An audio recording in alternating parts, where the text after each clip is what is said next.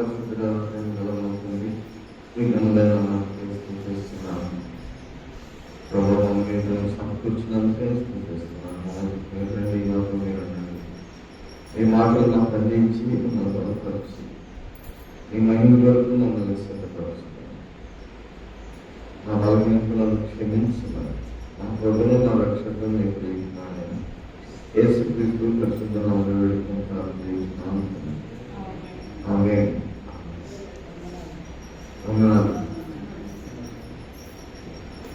ఈ మాసము ప్రార్థనా మాసంగా మనం ఎంచుకొని ప్రతిదినం కూడా ప్రార్థన జరుపుకుంటున్నాం. ప్రార్థనలో మరి వాక్యం ఉంది, ప్రార్థన చేస్తున్నాం. మరి ఈ నెల అంతటిలో మనం ఏం సంపాదించుకున్నాం, ఈ ప్రార్థన ద్వారా మనం ఏం సంపాదించుకున్నాం అనేది కావాలి. ఏం సంపాదించుకోలేదనుకున్నట్లయితే ఏమి సంపాదించుకోలేదు అంటే నేను నెలంతా వచ్చాను ప్రార్థనకి, కానీ ఏమి సంపాదించాను, దేవుడి దగ్గర నుంచి ఏమి సంపాదించుకున్నా అనేది మనకు కావాలి. అంటే ఏదో మనలో మనకే అర్థమవుతుంది, నేను ఇది పోగొట్టుకున్నాను, దీనికోసం వచ్చాను, ఇది సంపాదించాను, దీనికోసం మొదలుపెట్టాను, ఇది నాకు దేవుడిచ్చాడు, ఈ బలహీనతలో ఉన్నాను, ఇలాగ నేను బలపరచుకున్నాను. భౌతికంగా కానీ ఆత్మీయంగా కానీ నేను ఈ బలహీనతలో ఉన్నాను, ఈ బలహీనతలో నుంచి నేను విడిపించబడ్డాను. మాకు ఈ మనస్సు ఇలాంటి మనస్సు ఉన్నది, ఆ మనస్సు నాలో నుంచి వెళ్ళిపోయింది. నాకు ఇలాంటి ఆలోచన పుట్టింది, ఆ ఆలోచనతో కూడా నేను నడవడానికి ఇష్టపడుతున్నాను అనే సాక్ష్యము మనలో ఉన్నది. అది స్థిరపడాలి కూడా. ఎందుకంటే ఫలితం ఏమిటి? సంవత్సరం మొత్తం పిల్లల్ని స్కూల్కి పంపించాం, సంవత్సరం మొత్తం పిల్లల్ని స్కూల్కి అంత ప్రయాసపడి నేను ఎలా పంపిస్తే ఏం నేర్చుకున్నావు అబ్బాయి అని అడుగుతారు. ఏమొచ్చని కనీసం నన్న పట్టుకోవడమైనా చనిపోయిందా, నన్ను పట్టుకోవడమైనా చనిపోయిందా అని అనుకుంటారు కదా. నన్ను వాక్యాన్ని పట్టుకోవడం అయినా చేతయిందా? మనకి వాక్యము పట్టుకోవడం అయినా చేతనైందా? ఎన్ని మాటలు వింటున్నాం, గుర్తుంటున్నాయో గుర్తులేదో, ఏమి పద్ధతియో కొట్టుకుపోతున్నాయేమో తెలియదు, గాలికి కొట్టుకుపోతున్నట్టుగా కొట్టుకుపోతున్నాయేమో, అవి మన హృదయాల్లో స్థిరపరచబడదు. కనుక ఏం వింటున్నాం? వాక్యానికి దూరం అవుతున్నటువంటి కొలది కూడా ఒక్కరోజు దూరం అయితే మరొక రోజు కూడా దేవుడి సన్నిధికి రావడానికి అంత తొందరపాటు రాదు. ఒకరోజు ఆలస్యమైన, ఒకరోజు రాకపోయినా రెండో రోజు ముందుకు రావడానికి అడుగులు మనస్సు రాదు. ఈ రోజు ప్రార్థన చేస్తూ నువ్వు ఆపేసావు అనుకోండి, రెండో రోజు ప్రార్థన కూడా సమయం చేయలేవు. వాక్యం చదవడం రోజు అభ్యాసం అయింది, ఆ రోజు వాక్యం చదవాలా వేరే పని మీద. మళ్ళా పెరిగిపోతుంది. మీకు ఆ ఎక్స్పీరియన్స్ మీకు అర్థమైందా?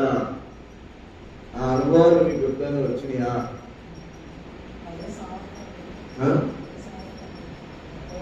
అలాగే వెనక్కి వెళ్ళిపోతున్నాం. అవునా కదా? సమస్య రాని మానవుడు ఉన్నాడా? సమస్యలు లేకుండా ఉన్నాయా? పనులు లేకుండా ఉన్నాయా? అయితే బాధలు కష్టాలు ఏమీ లేకుండా ఉన్నాయా? ఆ సమయంలో మనం దేవుని వాక్యానికి దేవునికి ఎంత సమీపంగా ఉంటున్నాం? వాక్యాన్ని విడిచిపెట్టేస్తున్నామా? వాక్యానికి దూరం అయిపోతున్నామా? లేక మనం ఎలా ఉంటున్నాం? సమీపంగా ఒకవేళ సమస్య పెరిగే ముందుగా వాక్యానికి దేవునికి దగ్గర అవుతున్నామా?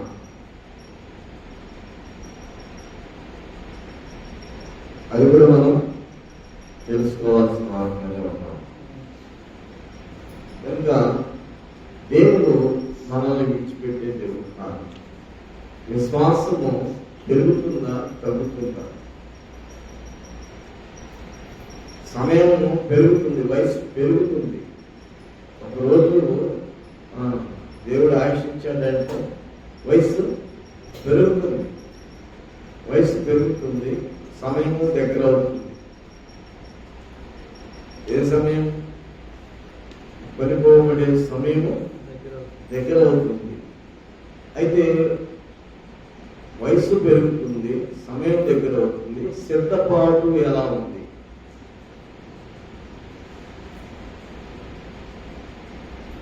మన సిద్ధపాటు ఎలా ఉంది? మనం సిద్ధపడవలసింది ఎక్కడ? దేని కొరకు మనం సిద్ధపడాలి? ఆ సిద్ధపాటులో ఏమిటి? ఈ లోక పరిధిలోనే మనం దేవుని యొక్క సహాయాన్ని పొందుకొని ముగిస్తామా? లేకపోతే పరలోక సంబంధమైనటువంటి దాన్ని మనం సంపాదించడానికి వెతుకుతామా?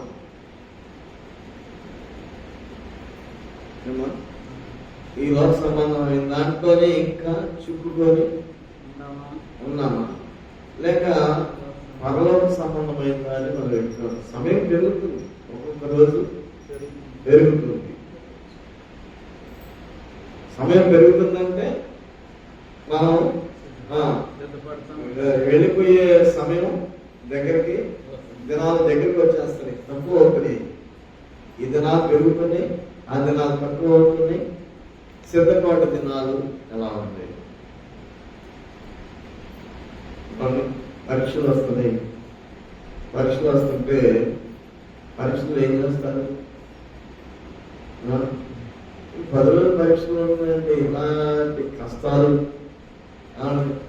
తొలి దినాలు ఎలా ఉంటారు? పరీక్షలు దగ్గరకు వస్తున్నాయంటే ఎన్ని పరీక్షలు దగ్గరకు వస్తున్నాయంటే ఎంత చదువుతారు అమ్మా? రాత్రి పగళ్ళు చదివి చదివి చదివి చదివి చదివి చదివి పెడతారు. ఎందుకని? పాస్ అవ్వాలని. మరి సమయం వచ్చే కొద్దిగా భక్తి పెరగాల, సిద్ధపాటు పెరగాల, లేకపోతే తగ్గాల? మరి మనం ఏం చేస్తున్నాం?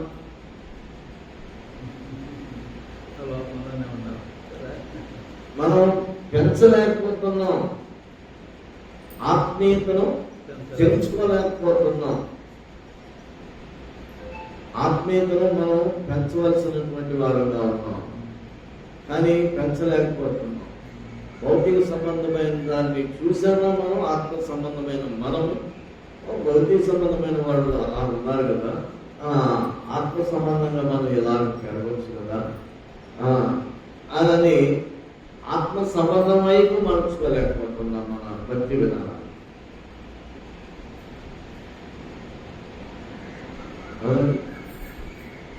కొంతమందికి కొన్ని నియమాలు, టెస్టులో ప్రార్థన చేసుకోవాలి. మహమ్మదీయులు ఉన్నారు అనుకోండి, వాళ్ళు రోజుకి 5 సార్లు నమాజ్ చేస్తారు.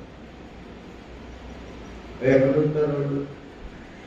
ప్రయాణంలో ఉన్నా కానీ, ఏదన్నా ఊళ్ళో ఉన్నా కానీ, ఎక్కడున్నా కానీ వాళ్ళు ఏం చేస్తారంటే ఆ సమయానికి మనకు ఆ టైమ్స్ ఉంటాయి. ఆ టైమ్స్లో వాళ్ళు ఏం చేస్తారంటే ఇలాంటి టవల్ తీసుకెళ్ళి అక్కడ వేసుకొని మోకరించి ప్రార్థన చేస్తారు.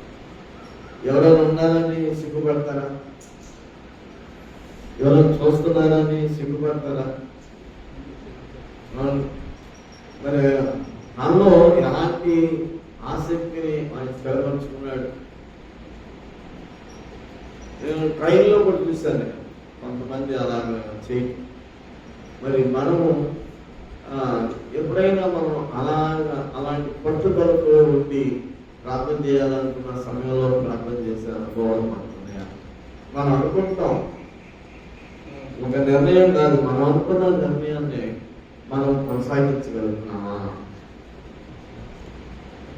మనం అనుకున్న దాన్ని మనం చేయగలుగుతున్నామా? అక్కడే ఫెయిల్ అయిపోతున్నామా? చాలా విషయాల్లో అక్కడ ఫెయిల్ అయిపోతున్నాం. ఆసక్తి ఉంది కానీ ఏమైపోతున్నాం? ఫెయిల్ అయిపోతున్నాం. కారణం మనలో మనము ఉన్నాం, మనలో మనమే ఇంకా ఉంటున్నాం. మనలోనికి ప్రవేశించాల్సిందే ప్రవేశించాలి.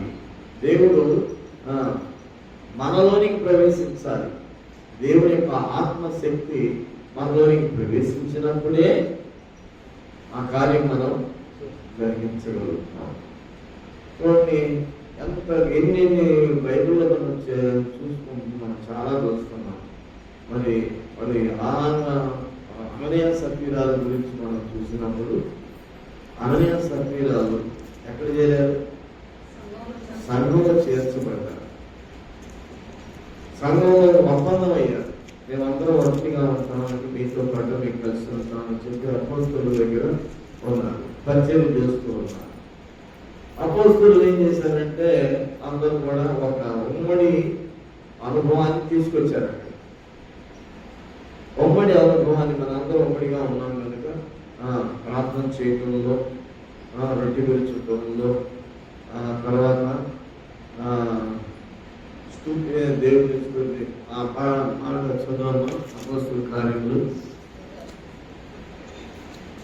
2వ అధ్యాయంలో మాట, మరియు వారు ఏకమనస్కులై ప్రతి దినము దేవాలయములో తప్పక కూడుకొంచు ఇంటింటా రొట్టె విరుచుచు దేవుని స్తుతించుచు ప్రజలందరి వలన దయ పొందిన వారై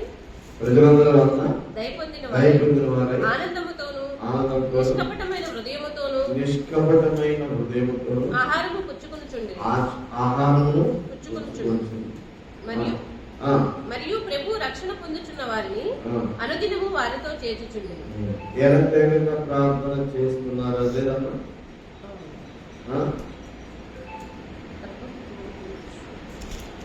వాళ్ళు ప్రార్థన చేస్తున్నారు. రొట్టె విరుచుటయందును ప్రార్థించుటలోను దేవుని స్తుతించుచు ప్రజలందరి వలన దయ పొందిన వారు. కొంచెం పైన చూసినట్లయితే వీరు అపోస్తలుల బోధయందును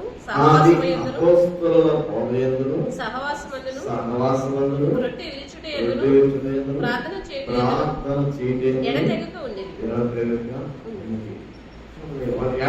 ఉన్నారు, అందులో ఆ గుంపులో చేరారు.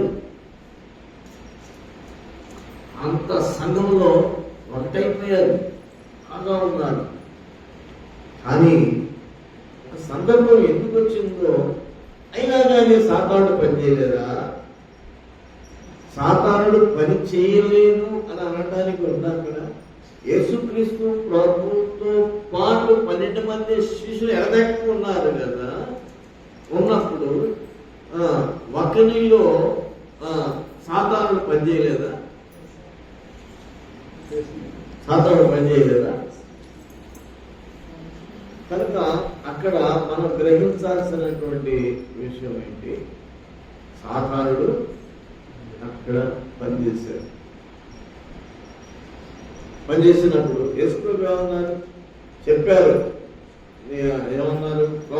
నేనా మీలో ఒకడు సాతాను, వాటిలోని సాతాను ప్రవేశించింది, నన్ను అప్పగిస్తారు అని చెప్పారు. అప్పుడు ఏమంటున్నారు? నేనా ప్రభా, ఎవరయ్యా మనిషి అనుకుంటారు కదా.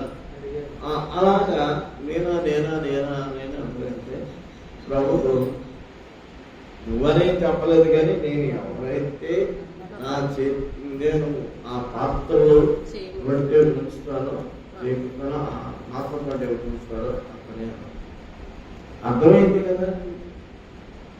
అసలు అప్పగించే ఆయన కూడా అర్థమై తనకు తెలుసు, నాకు తెలిసిపోయింది, ప్రభు తెలిసిపోయింది, నేను కాగలేదు అంత నమ్మకం కలిగినటువంటి ప్రభు ఇంత గొప్ప ప్రభుని నేను కేవలం రూపాయి కోసం ఈ నాణ్యం 30 వెండి నాణ్యాల కోసం వాళ్ళతో చేతులు కలిపాను.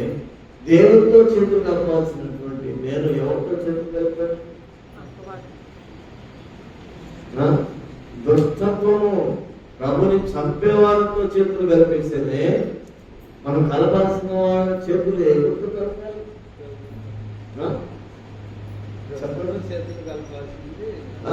ప్రభుత్వం కలిసి ఉండాల్సిన 12 మందిలో ఒక శిష్యుడిగా మంచి జ్ఞానం గలవాడే యోధయస్కరేతు సామాన్యుడి కాదు. అందుకని అతనికి డబ్బు సంచి అప్పగించి అతను లెక్కలు చూసేవాడు అంత చక్కగా. వీళ్ళంతా బామాలు చేప పట్టుకునేవాడు. వీళ్ళంతా యోధయస్కరేతు మంచి మంచి నాలెడ్జ్ కలిగినటువంటి వ్యక్తి. ఆయన చేశారు. అందుకని నేను గొప్ప అనుకుంటే ఏమైపోతానో చాలా మంది అనుకుంటే మేము ఉన్నాం కదా అని ఒక సంఘం 10 మంది నాయకులు వస్తున్నారు కనుక నేను ఒక సంఘం కట్టేద్దామని అనుకుంటే చివరికి లేకుండా పోయింది.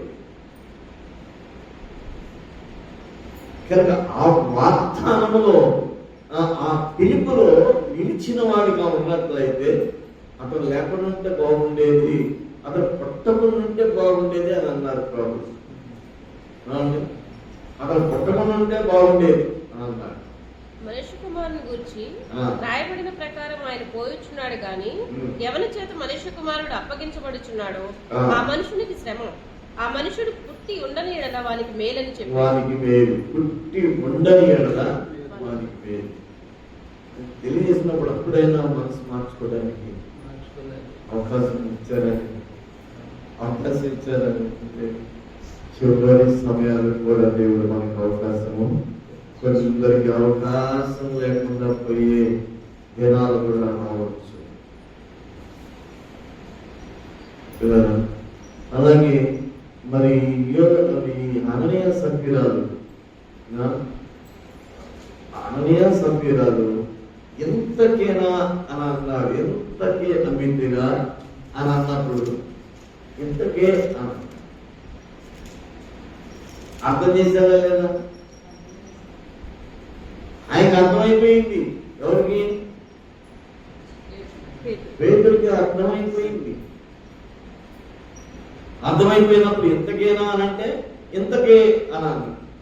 నవ్వుతున్నారు. అమ్మో తెలిసిపోయింది అనుకుంటే ఎంత కాదయ్యా అబద్ధం ఆడామయ్యా అన్నట్లయితే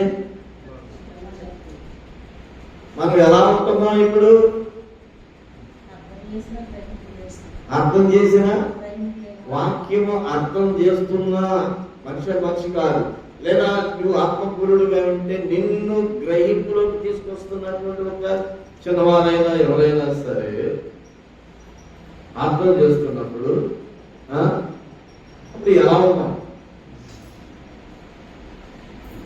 ఎంతకైనా అనంటే ఏమనుకుంటారు? ఎంతకీ అక్కడ ఏమైపోయిందండి? అంత దాచినట్లుగా కనబడుతుంది. కొంత దాచినట్లుగా కనబడుతున్నాడు. అప్పుడు అంటున్నాడు పేతుడు,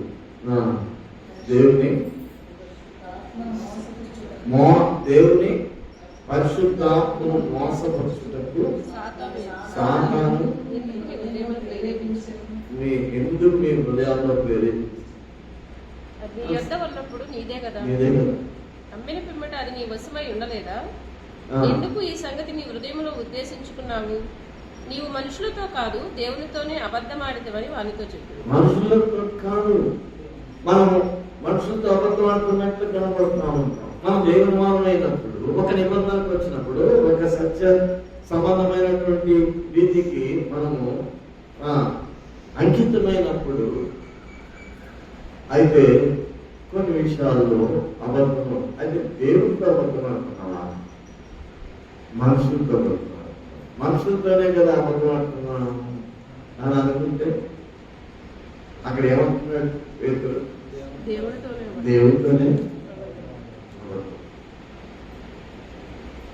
దేవుడితోనే అబద్ధం అంటున్నావు అని అన్నప్పుడు వెంటనే ఆయన ఏమన్నా పడిపోయేదో చచ్చిపోవడం జరిగింది. కనుక మనం 30 దినాలు తెలుసుకుంటున్నాం దేవుని సన్నిధిలో. అర్థం చేసినప్పుడు ప్రభు ముందే చెప్పారు, నువ్వు నన్ను ఎరగనని ముమ్మారు మాట్లాడతావు అని అన్నప్పుడు పేతురు ఏమనుకున్నాడు? ప్రభా నీ ప్రాణం పెట్టడానికైనా అని అన్న మాట, ముందు మాట ఎంత అంటే ఏదైనా చేయాలి ప్రభు కోసం, ఏదైనా ఆలోచన ఆలోచన ఉంటుంది. కానీ సమయం వచ్చేటప్పుడు, సందర్భం వచ్చినప్పుడు తప్పిపోతుంది. సమయం వచ్చినప్పుడు, సందర్భం వచ్చినప్పుడు తప్పిపోతుంది. కానీ సందర్భాలు రాలేదా మనకి? సమయాలు రాలేదా? సందర్భాలు రాలేదా? ఆ సందర్భాలు ఎలా ఉన్నాయి? అలాగనే ఉంటాయా? ఎలాగా ఎలా ఉంటాయి? ఇంతకీ మిత్ర అన్నట్టుగా ఉంటాయా, లేకపోతే ప్రభుని అప్పగించినట్లుగా ఉంటాయా? సందర్భాలు ఎలా ఉంటాయి? ఎన్ని రకాలుగా ఉంటాయో సందర్భాలు. అవునా కదా? ఇది ఆ గుర్తుపట్టగలిగినటువంటి ఆ స్థితి. గుర్తుపట్టాడు. ఎవరు? పేతురు ఏమనుకున్నాడంటే, అయ్యో నేను ప్రభు ముందుగానే చెప్పేశారు, ప్రభు ముందుగానే చెప్పేశారు కనుక బయటికి వెళ్ళిపోయి పశ్చాత్తాపడ్డాడు. యూదా ఇస్కరియోతు తెలిసింది కదా, ఆ పాత్రలో నాతో పాటు ఎవరైతే చేయి ఉంచుతారో అతనే అని చెప్పాడు కదా. మరి తెలిసిందో పశ్చాత్తాపడా?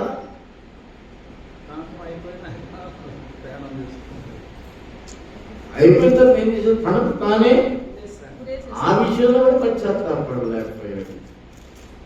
నిరపరాధి రక్తాన్ని నేను అప్పగించితేనే, అయ్యో నిరపరాధిని నేను అప్పగించితేనే అనుకున్నాడు. కానీ ఆయన పశ్చాత్తాపము చెప్పలేకపోయాడు.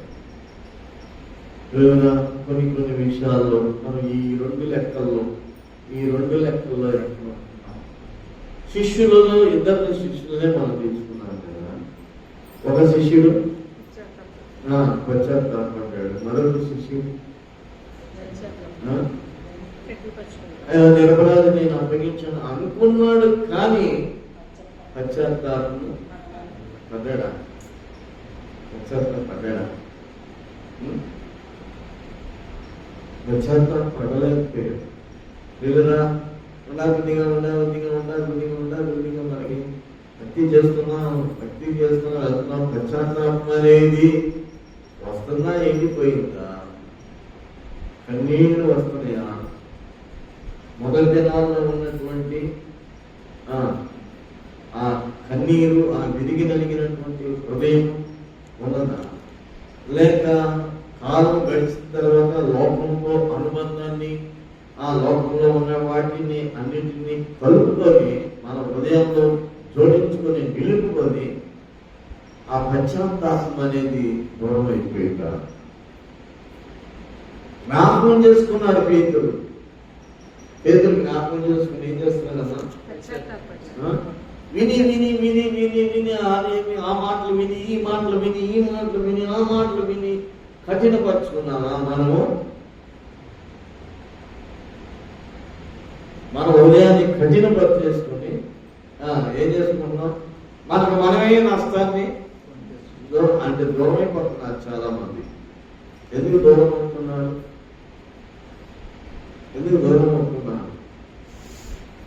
దేవుని సన్నిధిలో దేవుని వాక్యం వింటే మనం ఎలాగా మేలు పొందొచ్చు కదా. చక్కగా వేడి మన మాట్లాడితే ఏమవుతుంది, దేవుడు ఎలా మాట్లాడతాము, ఆ అనుభవం, ఆ రుచి, ఆ అనుభవం గలవాళ్ళు అయిపోతారా?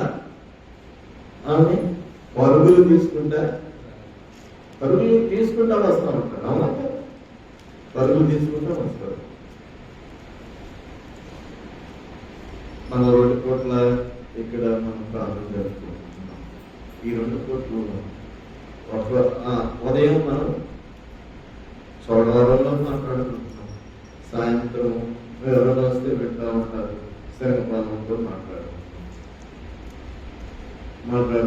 వాళ్ళు 7 గంటల నుంచి 9 గంటల వరకు లైన్లో ఉంటారు, ప్రార్థన చేస్తారు. మనకులాగానే మన వాళ్ళు ప్రార్థన చేసుకుంటారు. అక్కడి నుంచి నిరీక్షణ కలిగి వాక్యం చెప్తారా? నేను విజయవాడలో బస్సు ఎక్కి వర్షంలో వస్తున్నాను, కానీ వచ్చేటప్పుడే ఇక్కడ ఫోన్ చేశారు. లోపల కూడా వెళ్ళకుండా ఇటు నుంచి వచ్చి ఇక్కడ వచ్చి ఇక్కడే కూర్చొని వాక్యం వాళ్ళకి చెప్పారు.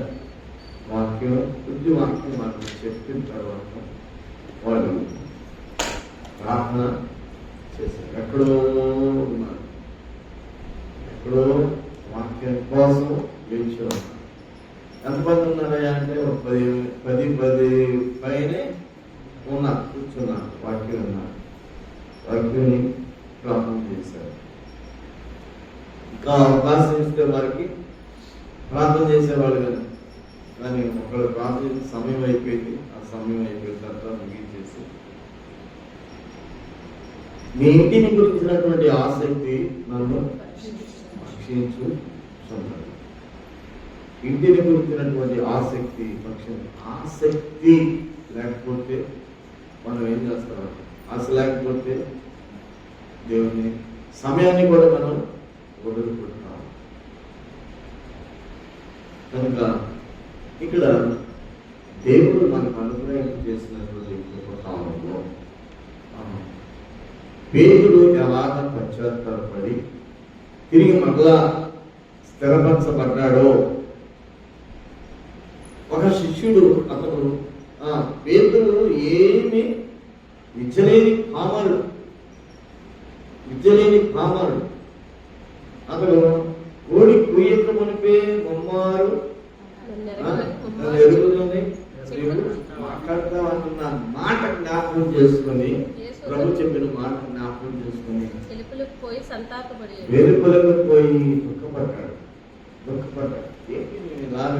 ఏంటి నా పరిస్థితి ఏంటి? నేను క్రైస్తవుని కదా, నేను క్రైస్తవత్వంలో కలిగినటువంటి వ్యక్తిని కదా, నాకు ఈ మనసు రావడం ఏంటి, మాట రావడం ఏంటి, ఈ ఆలోచన రావడం ఏంటి, ఈ పద్ధతులు నేను కలిగి ఉండటం ఏమిటి అని నలగొట్టుకునే అనుభవము అని అన్నదాని మాటలు మాట్లాడుతున్నాను. అన్న మాటలో మనకి ఏదైనా నలుగురు ఎప్పుడైనా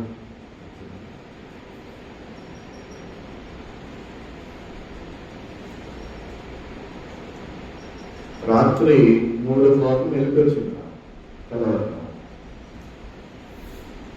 ఒక మనసు పనుకోమంటుంది, ఒక గంట పడుకో, తర్వాత లేచి ప్రార్థన చేసుకోవచ్చులే. ఒక మనసు ఏం చెప్తుంది? లేచి ప్రార్థన చేయండి. ఇప్పుడు ఏ మనసు తీసుకోవాలి? మనసు తీసుకోవాలి. ఇప్పుడు ప్రార్థన చేసే మనసు తీసుకోవాలంటే శరీరం సహకరించాలి, శరీరం సహకరించాలి కదా. శరీరం సహకరించాలంటే శరీరం ఏమవుతుంది? కాసేపు పడుకోమా. అప్పుడు లేచి సరే వచ్చి దేవుని సన్నిధిలో, దేవుని మందిరంలో మంచి అవకాశం, దేవుని మందిరం ఒక మంచి అవకాశం. దేవుని మందిరంలోకి వచ్చి కూర్చొని ప్రార్థన చేసుకున్న తర్వాత బైబిల్ చదవాలి. బైబిల్ చదవాలి. బైబిల్ చదివిన తర్వాత అప్పుడు బైబిల్ చదవకుండా ప్రార్థన చేయకుండా మళ్ళా ఇంకా కాలకృత్యాలు ఈ పనులు ఏం చేసుకోవడానికి కాదు, చేయాలి. అలా చేసిన తర్వాత అక్కడికి శరీరము ఏమైపోతుంది, బలహీనమైపోతున్న పరిస్థితుల్లో కూడా ఆత్మీయమైనటువంటి అనుభవాన్ని మాత్రం ఆపబడతాం. ఆ పట్టుదల మనం కలిగి ప్రార్థన చేసుకోమంటే 10 నిమిషాలు ప్రార్థన చేస్తాం. కొంతమంది ఒక అరగంట ప్రార్థన చేసుకుంటారు. ఎలా ఆ ప్రార్థనలో కూడా నీ ప్రార్థన ఎలా ఉంది? ప్రార్థన గంట సేపు చేశామండి, ఆ ప్రార్థన ఎలా ఉంది? అది ఆత్మ సంబంధంగా ఉందా, శరీర సంబంధంగా? ఆత్మీయమైనటువంటి బలహీనతలు ఏమైనా బయటికి వస్తున్నాయా? వాటి నుంచి విడుదల పొందడానికి దేవుణ్ణి ఆశిస్తున్నామా?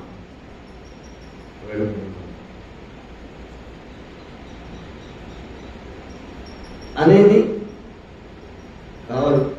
దేవుడు ఎంత మనల్ని పరిశీలన ఎంత చేసినా, ప్యూరిఫికేషన్ చేసినా, ఎంత చేసినా ఇంకా కొంత మనలో బలహీనత కనబడుతూనే ఉంటుంది. అంటే ఆ బలహీనతను తీసివేసుకుంటూ ఉన్నప్పుడు దేవునికి మనం సమీపిస్తున్నాము, దగ్గరగా ఉంటాము. అది దానిలో ఆనందించమంటాం.